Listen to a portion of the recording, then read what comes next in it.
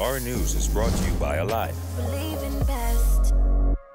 Coming up tonight on Our News, sweeping changes for the judiciary this year, why the tourism minister says the Bahamas should be exempt from a new CDC policy. Plus, Perry Christie gives a glimpse of his life after politics.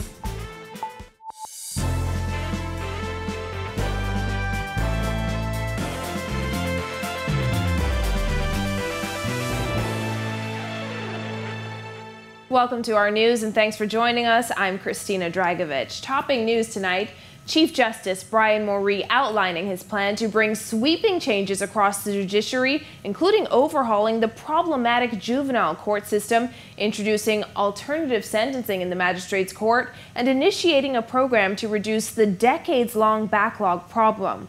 Jasmine Brown reports. While there was a lot different happening today, there was a lot that was the same, like remarks delivered by the Chief Justice, who laid out the plan for the judiciary for the next 12 months. The Chief Justice summed up his plan with 2 words: reform and modernization. High on his agenda, he said, is addressing the backlog that grew thanks to the COVID-19 pandemic's impact on the courts. Starting with February in this year, we will be focusing on my reduction of backlog program. This will involve the appointment of several acting justices for a period of time who will be given a portfolio of cases over a certain period of time, which we define as backlog. It'll probably start with a cutoff period of 5 years. As for the juvenile court, the CJ said he intends to work with the presiding magistrate and the chief magistrate to address serious issues. We have to do better in the juvenile court. There are systemic institutional issues, there are administrative issues, there are personnel issues, there are legislative issues. And it is my intention to focus on the juvenile court in order to address some of these matters. There is a significant backlog which has to be addressed. It is very possible that I will appoint a second juvenile court. The Chief Justice's comments came during a sitting that was unlike any other held for the opening of the legal year. Because of the COVID-19 pandemic and health protocols, it was held in Rawson Square North and not in the main Supreme Court building. Over the last several months, the CJ has also been working to modernize and digitize the court system. With the process underway, Sir Brian said he is simultaneously focused on reform and touched on his strategy to introduce alternative sentencing. We will be rolling out this new regime in the Magistrates' Court in February, after discussing it with the magistrates, in order to bring higher levels of transparency, more control, and more consistency to the approach of alternative sentencing. Sir Brian also stressed the need for a Supreme Court complex to be constructed. Plans for a new complex were sidelined by the COVID-19 pandemic. He said until a new building is erected, the government will continue to spend money on substandard buildings to make them barely habitable. Reporting for Our News, I'm Jasmine Brown. Well, in his first address to the nation for the year, Prime Minister Dr. Hubert Minnis announcing that Dr. Merceline Dahl-Regis will lead the recently established COVID-19 Vaccine Committee. Kyle Joaquin has more. It is time for COVID to be over. Taking a look back at the year that was 2020 and hopes for what is to come in 2021, Prime Minister Dr. Hubert Minnis gave his New Year's address to the nation last night. He said when it comes to the fight against COVID-19 in the country, the situation remains generally good. However, he did not dismiss the possibility of another spike as a new variant and another surge take hold in the United States. It is possible that cases will rise again before vaccines arrive. If this happens, as a government and people, we will have to return to some of the measures that worked to beat back previous waves. While there was still no further detail given on the rollout of a vaccine, Minnis did reiterate information given by health officials last Friday of a COVID-19 vaccine consultative committee. This committee is chaired by Dr. Merceline Dahl-Regis, OD, CMG, and is made up of public health experts and representatives of various sectors, including religious and community leaders.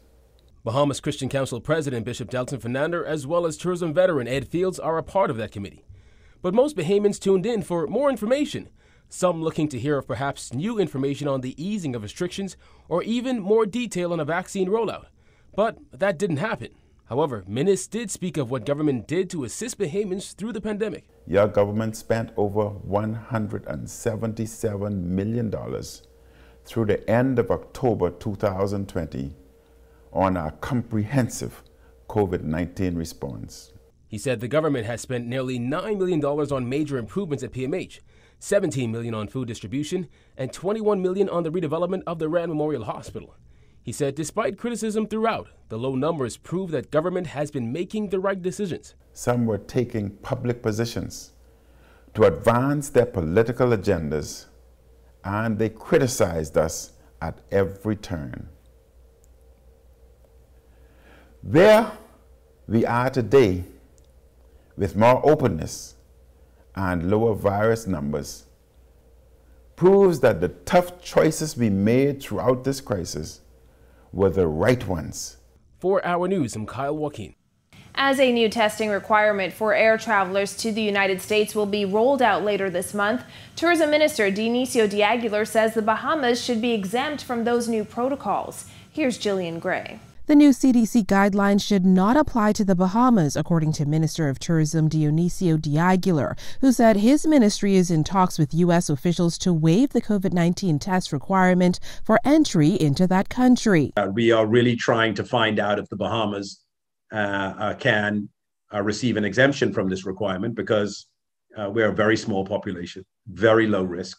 We have very low levels of COVID, and so if the United States wanted to reassess countries based on their level of COVID to whether they need this requirement, that would be better for us. As of January 26, the Centers for Disease Control and Prevention will require that all air passengers entering the United States have a negative COVID-19 viral or antigen test. De Aguilar said the added level of restrictions may cause some to rethink travel, but guests who do come to the Bahamas need not worry, as there is a capacity even in the Family Islands to fulfill the test requirement. While we think at the outset it's going to be an impediment to travel, we think we have sufficient capacity, sufficient infrastructure in the country to meet that requirement should a visitor decide to come to the Bahamas. It's not perfect.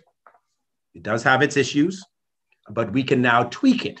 Though 21,000 or 46% of people who traveled to the Bahamas did not complete the rapid antigen test 5 days after landing, De Aguilar said that number is not so bad, as there are varying reasons why someone would not have taken that test, like perhaps leaving the country early. The tourism minister said one good thing that will come from the CDC's new guideline is that compliance with persons taking the 5-day rapid antigen test will go up. That is going to drive almost 100% compliance, because I would say north of 90% of all visitors to the country are coming from the United States. Reporting for Our News, I'm Jillian Gray. And after 4 decades in politics, former Prime Minister Perry Christie was forced to make an incredible adjustment following the 2017 general election. However, this abrupt change has turned out to be an enriching experience. Christie gave Vonique Toot a glimpse of his life after politics in tonight's edition of A Closer Look. Let me get my mask. Okay. Yeah. Come in. Okay. Following 43 years in public life, serving as a senator, member of parliament, cabinet minister, and then as prime minister, Perry Christie has traded in his suit and tie for slacks and button-downs. That's a young Gus. Me and Bernadette. The 77-year-old statesman invited us into his West Bay Street home to reflect on life after politics and the surprising transition from his love of public service to, believe it or not, plants. After serving in the most powerful position in the country for 2 non-consecutive terms, I asked Christie what it felt like to wake up on the morning of May 11th, 2017. That I have to live. That I have to,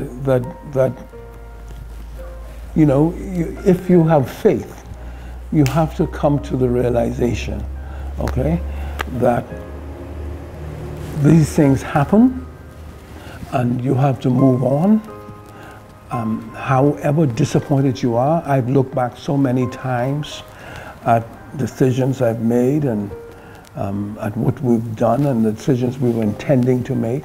In addition to his political party's devastating defeat, the longtime Centerville Member of Parliament lost a seat he had held from 1977 by a mere 4 votes.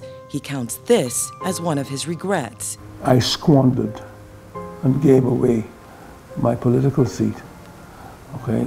And that I could have struck a better balance of paying attention to the people of Centerville. Despite the regrets and what-ifs, the country's second longest-serving elected parliamentarian says the time he is now able to spend with his family is more than adequate compensation for all that he has lost politically. This is the lady I saw when she was 17, 18 years old, and I said to her mother, "Save her for me, please."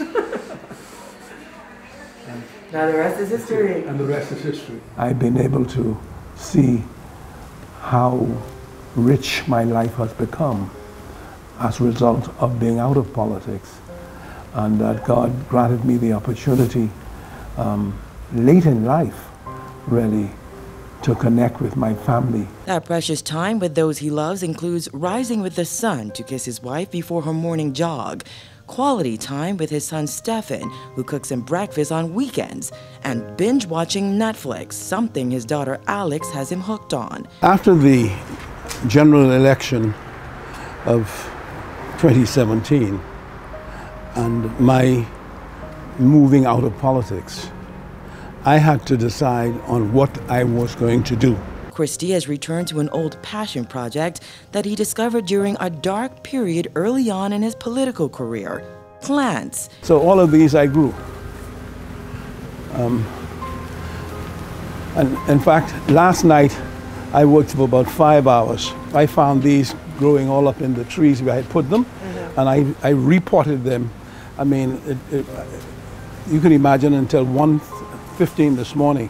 Whatever he ate, he planted. From soursop and ganaps to avocados and coconuts, Christie and his gardener Jamo have turned his garden into a green oasis. These are guavas, see, coconuts, soursops here, sapodilly, ganaps. After amassing quite the collection of plants, Christie decided to give his passion even more purpose by teaming up with a retired Bamsey farmer and banker on Andros. He shipped over 200 trees to plant on acres of land there and possibly jumpstart a venture that he hopes will benefit future generations of Bahamians. When you're planting trees that will take 5 years and 4 years to grow, you're not looking at benefiting it from it yourself, really. And hopefully they will be able to demonstrate, use what we have done together as a demonstration plot, and then go to the government and say, look, we've done this with 5 acres or 4 acres of land, give us 50. As for the remaining trees and plants, he plans to give them to friends on one condition. As the tree grows, call it Perry. As he discovers new passions, life after politics has been fulfilling for Perry Christie. However, he says his time in public life has been a collection of incredible experiences, including COB's transition to the University of the Bahamas, the opening of Bahar Mar, national health insurance, and the formation of urban renewal, just to name a few. When all is said and done, he hopes to be remembered for the good he did and the countless lives he's touched. I've spent a lot of years in public life, and hopefully I will be remembered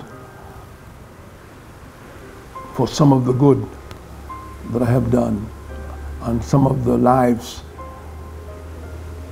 that I have empowered during my time in public life. Reporting for our news, I'm Vonique Tude. Thanks, Vonique. Well, cool temps and partly cloudy skies tonight. Here's Greg Thompson in the Weather Center. Greg? Thanks, Christina. Our first look at weather. Take a look at our current conditions outside our studios. Improved conditions across the island. We did have a couple of early morning showers, but right now we are with just a few clouds. Temperatures in the mid-70s, 75 degrees is our current temperature. Winds are light out of the northeast at 5 knots. Feels like temperature 75 degrees Fahrenheit. Satellite view, most of that moisture lifted towards the north and across the extreme northwest Bahamas, Grand Bahama, the Bimini and the Abacos. You saw more showers. Across the central and southeast Bahamas, much improved conditions. That's your first look at weather. Your extended forecast is still to come. Still to come, labs prepare for increased testing ahead of a new CDC policy. But first, the PLP takes the government to task on antigen testing. That's coming up when our news returns.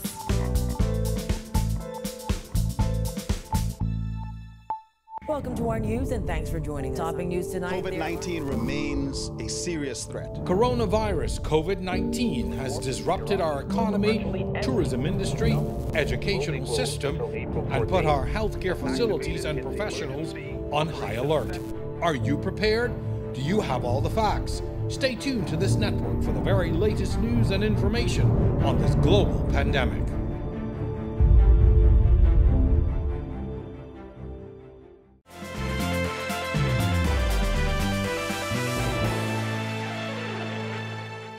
The PLP's COVID-19 task force questioning whether Health Minister Renward Wells is the right man for the job, following what they called the negligence and indifference displayed when the minister revealed more than 20,000 travelers have failed to take a mandatory rapid antigen test. Giorgio Bain tells us more. Members of the PLP's COVID-19 task force are hitting out at the Minister of Health after he defended the Ministry of Health's travel protocols despite some 21,000 persons not adhering to the 5-day rapid antigen testing. He has been placed in an awkward position, and it's like asking a fish to fly. A fish may be very efficient at swimming, but at flying is poor. And right now, my grade for Mr. Wells is a fish out of water. On Tuesday, the Minister of Health insisted that health protocols are working and pointed to low COVID-19 numbers. However, Dr. Linwood Brown sees things differently. Yes, the numbers may be down, the hard numbers may be down, but so are the testing numbers. We have evidence to prove that the testing numbers are also down. So when the test numbers goes down, the positive numbers goes down. So the 21,000 persons who did not test can have a major impact on the overall COVID picture in the Bahamas. So I think we can cause a false sense of security. The task force co-chair, Dr. Michael Darville, is calling for the government to tighten up enforcing stricter penalties for those who don't follow the protocols, but insisted that passengers who did not comply may not be 100% responsible. It is absolutely necessary for the government to activate all penalties for individuals who fail to have the test done.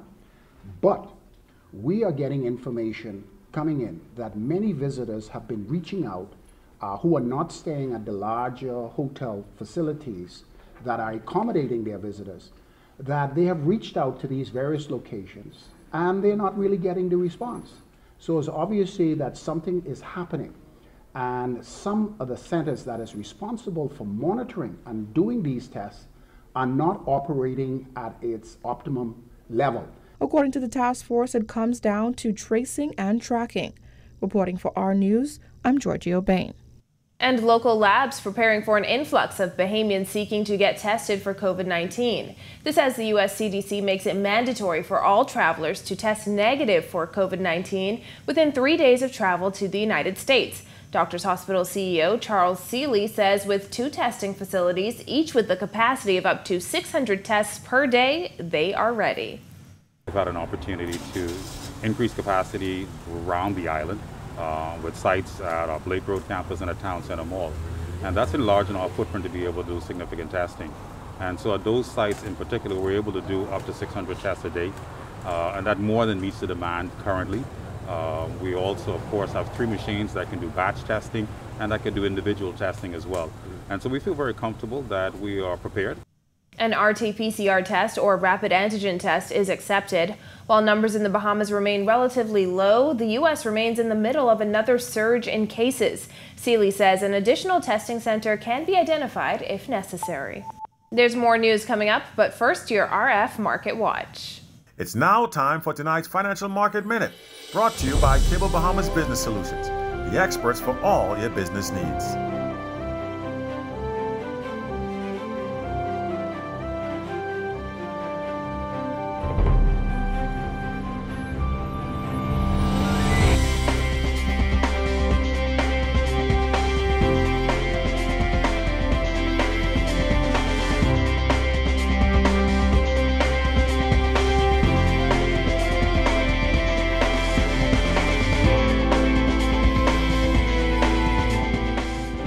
This has been your Financial Market Minute.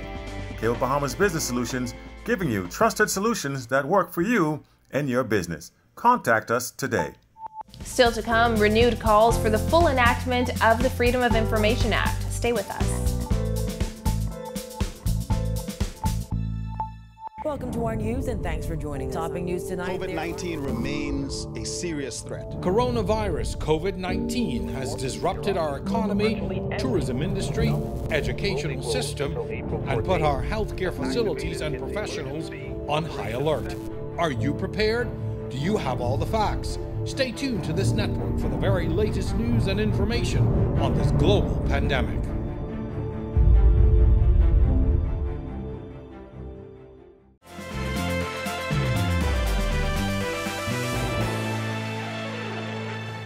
This is our news. Welcome back. President of the Bahamas Bar Association, Khalil Parker, calling for the full enactment of the Freedom of Information Act. Parker insisting the public cannot be reasonably asked to trust elected officials not to abuse their powers. The ongoing pandemic has demonstrated how timely access to reliable information can be the difference between life and death, national success, and collective failure. During the opening of the legal year today, Parker added it is crucial that the country emerges from the pandemic as a more accountable and transparent democracy.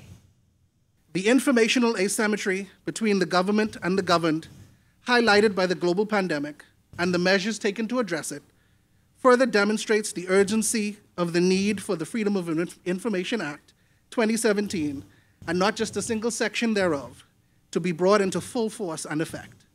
The Bar Association president also slamming the lack of judicial independence as offensive.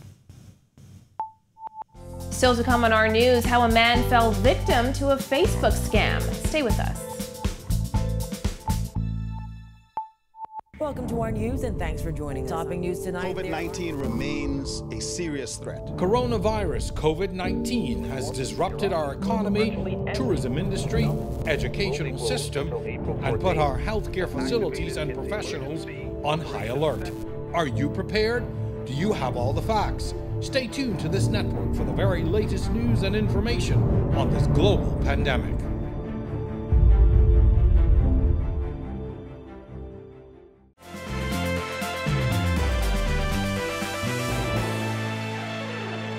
Welcome back to our news. It looks like things won't heat up too much over the next few days. Here's Greg back in the Weather Center.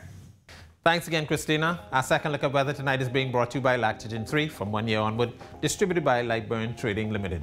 Satellite view around the area, that high pressure system across the southeast and central Bahamas jutting out across that area, but that frontal boundary over the northwest Bahamas and that moisture plume bringing some more clouds across the extreme northern islands. Here in the capital, we did improve, but had a couple of showers earlier. But by tomorrow, we expect the frontal boundary to be moving into our area.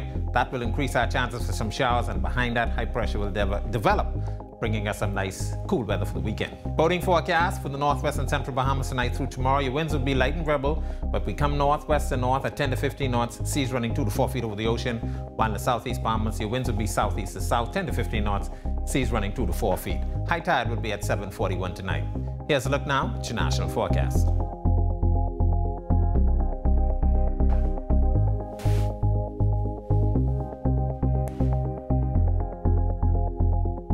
A look now at your extended forecast through Monday.